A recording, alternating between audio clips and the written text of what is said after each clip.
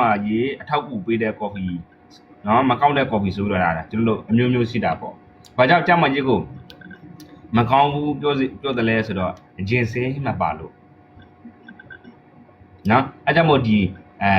ဘာကြောင့်လူတိုင်းက coffee တောက်တယ်လဲဆိုတာခုနကပြောသွားတဲ့အရာလေးနော်ခုနကပြောသွားတဲ့အရာလေးကျွန်တော်တို့ကျွတ်တေကောက်ွက်ပေးတယ်။နော် coffee တောက်မှဆို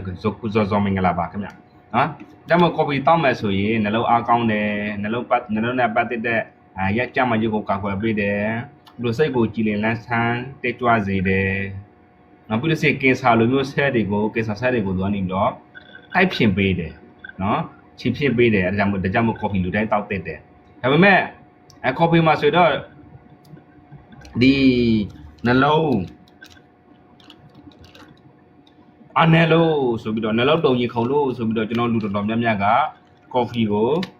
အမျိုးသမီးတွေရောအမျိုးသားတွေရောပေါ့နော်တချို့စီးကြတယ် coffee မတောက်coffee တောက်မတက်ဘူး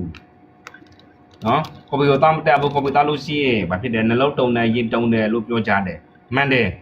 အဲဆိုရင်အပြင်မှာရှိတဲ့ coffee တွေလက်ကြတော့ကျွန်တော်တို့ကဒီနှလုံးတုံကြီးတုံတာဖြစ်တတ်တယ်